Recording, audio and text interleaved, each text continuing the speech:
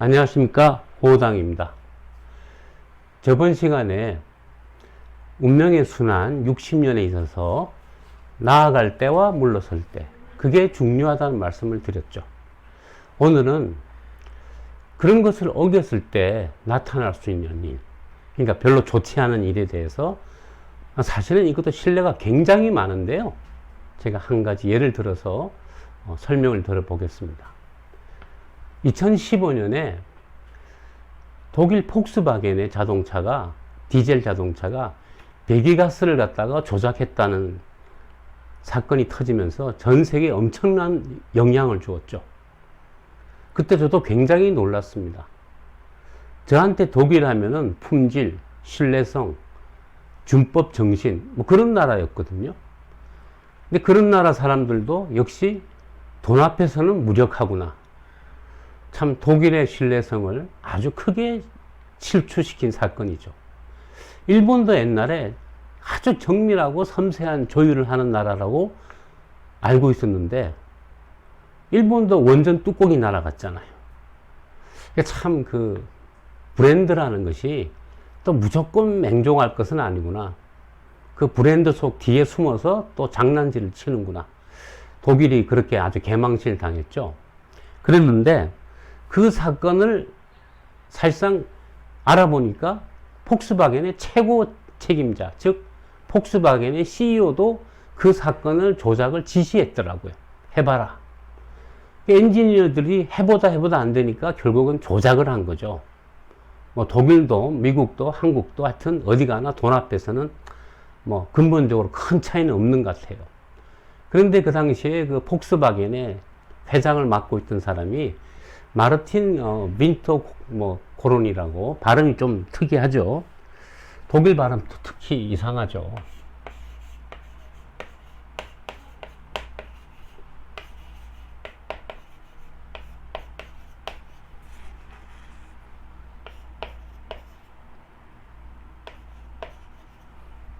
우리나라 위키에는 마르틴 빈토 고론이라고 되어 있습니다. 실제 독일어 발음 들으면 못 알아듣습니다. 이 사람이요, 굉장히 훌륭한 엔지니어, 자동차 엔지니어 출신입니다. 존경받는. 근데 한 방에 그냥 무너지고, 뭐, 법정에 서고, 지금도 사건이 완전히 그 법정 그 소송이 끝나지 않은 걸로 알고 있습니다. 1947년 5월 24일 생입니다. 생실을 몰라도, 생실 알아야지만 사실은 입춘을 가려낼 수 있는데요. 몰라도 그동안의 프로필을 보면은 제가 프로필만으로 10만 건 이상을 봐서 제가 아주 그냥 도사입니다. 그냥 딱 프로필만 봐도 이 사람 운세가 어떻게 되어 있구나 금방 알 수 있어요. 이게 이제 한 바퀴 60년 걸리는 겁니다. 47년생인데요. 이 사람은 2013년이 입춘 바닥이고요. 30년 전, 즉 1983년이 입추가 되겠네요. 2008, 그러면 15년 뒤니까 1998년, 여기가 1968년이 되겠네요. 이 사람의 하지는요, 중간점이거든요. 그래서 대충 더하면 1976년쯤 돼요. 그리고 여기가 2006년쯤 됩니다. 사실 정확하게 말하면 7.5년입니다. 그래서 그 연 단위가 뭐 소수점 자리는 없잖아요. 이 양반이요, 77년에 폭스바겐에 입사했습니다. 하지 지났을 무렵이죠. 흔히 말해서 그런 운세에 폭스바겐을 들어갔다. 그러면 폭스바겐에서 성공하는 캐리어를 보내게 됩니다. 그건 좋아요, 아주. 제 양반이 대충 그러면 30년 치면 2007년쯤 되겠죠. 대충 동지에 우리가 물러서야 된다 그랬죠. 그런데 이 사람은 어떻게 되어 있냐면 그동안에 훌륭한 업적을 쌓아서 2007년에 폭스바겐의 CEO가 됐습니다. 캐리어를 쌓아가는 사람은 누구나 자기 조직에 최고의 자리에 오른다는 것은 거부할 수 없는 유혹이죠. 그런데 그 사람은 이미 속으로 운세는 이때가 지나가면은 열정은 없죠. 다만 그간의 그 캐리어와 스킬, 매니지먼트 스킬이나 이런 것은 뭐 아주 대단했겠죠.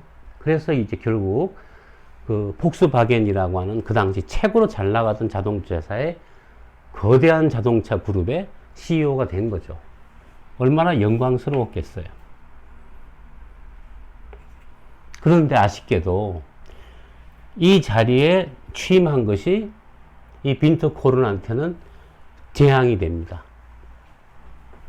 동지쯤에서는 물러서야 되는 때거든요. 물러설 때 그간의 캐리어나 여러 가지로 뭐 우리의 욕망들 이런 것들 때문에 물러서지 못하고 계속 머물거나 또 거꾸로 앞으로 나아가다가 그러다가 사고 나는 겁니다. 저는 이런 실례를 제 머릿속에 지금 떠오른 것만 해도 뭐 대략은 몇백 개가 됩니다. 인간사의 모든 그 성패, 흥망성쇠가 다 사실은 이 속에 있어요. 빈터 코른은 2007년에 CEO가 되고 나서 알아보니까 2006년에 CEO가 되기로 내정이 됐대요. 정확하게 하지와 동지 이 기간 동안 성공적인 캐리어를 보낸 거죠. 그런데 이제 2015년에 바닥 지나서 조금 절기상으로 우수라는 때가 있어요. 우수. 다시 시작하는 때인데 이때 미국이 폭스바겐 유럽 자동차들이 배기가스를 조작하고 있다. 디젤에. 유럽은 그 당시에 한 10년간 디젤을 밀고 있었거든요. 밀다가 결국 환경 규제가 강화되면서 그 규제를 지킬 수가 없으니까 결국엔 조작을 한 거죠. 그래서 그 조작 장치 이름도 Defeating Device. 뭐든지 다 부실 수 있는 장치라는 뜻이죠. 만능의 일종의 치트키를 쓴 거죠. 치트키. 미국이 사실은요, 이걸 이미 그 전에 알고 있었어요.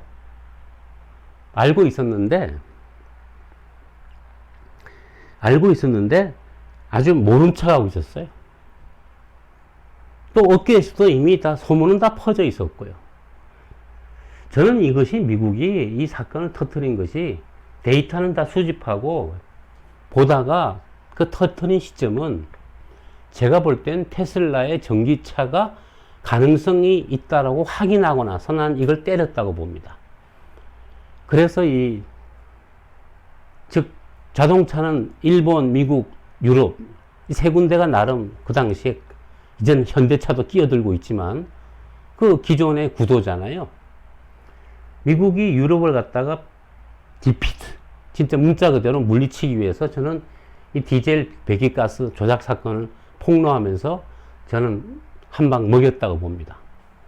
그래서 이것은 사실은 그 뒤에는 따지면은 뭐 환경이다 뭐다 뭐 저탄소다 하지만은 결국에는 각 나라의 이익을 걸고 하는 일종의 굉장한 싸움이다. 근데 그때 그걸 지시한 사람이 마르틴 빈터 코른이에요.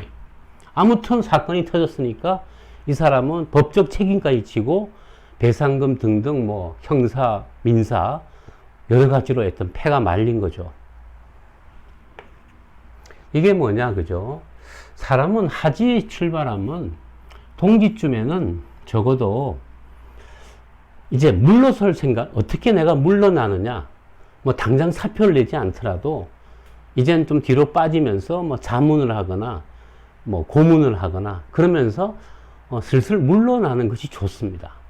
그런데 우리의 현실상 또 우리가 욕심이 있잖아요. 저번에 한번 얘기했지만 이성계도 사실은 위화도 해군한 것이 그 사람 본인한테는 굉장한 실수입니다. 그 바람에 아들들끼리 싸우고 자기도 쫓겨나고 뭐 갖은 굴욕을 다 당하잖아요. 이런 사건들이 우리 인간사에서는 뭐 늘 있는 일입니다. 그래서 제가 몇백 건을 머릿속에 가지고 있다고 말씀드리는 거죠. 비슷한 예가요, 하나 또 있죠. 옛날에 2008년에 리만 브라더스 사태 아시죠? 2008년 미국 금융위기. 그 당시에 리만 브라더스를 이끌던 그 양반도 따지면 이런 겁니다. 그래서 그죠? 77년에 시작했으면 30년이죠. 여기서 6년 다음 36년이잖아요. 여기 되면은 안 좋은 조짐이 이제는 모멘텀이 생겨납니다. 그래서 따지면 2013년, 즉 사건 터지기 전 이미 이때 저는 미국은 알고 있었다고 봅니다.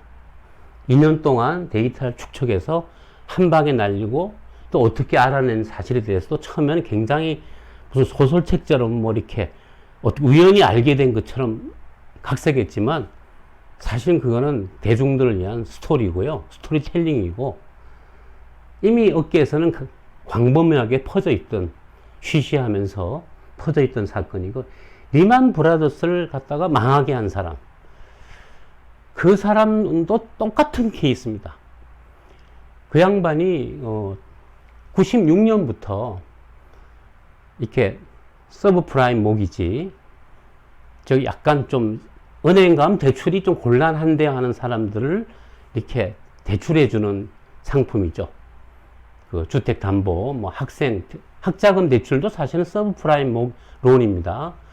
그런 시장에 뛰어들어서 리만 브라더스가 96년부터 사실은 10년간 엄청난 실적을 냈어요. 그걸 이끌던 사람이 바로 그 당시 2008년에 리만 브라더스의 회장 CEO였습니다. 2006년에 이미 그 사람도 운이 끝났는데 조금 더 버티다가 결국에는 망하고 영화도 나왔죠. 마진 콜이라고. 제가 좋아하는 그 제레미 아이언슨가 아주 그 좀 냉철한 배우 있잖아요. 그 사람이 리만 브라더스의 회장으로 나오는데 마진 콜. 즉 깡통 계좌 됐으니까 돈 넣어라. 그게 마진 콜이죠. 참 리만 사태 사실은 그 양반의 운세가 똑같이 이렇게 돼 있습니다. 언젠가 또 한번 소개를 시켜드릴 수 있겠지만 아무튼 오늘은 여기까지 하겠습니다. 자, 구독, 알람, 좋아요 부탁드립니다.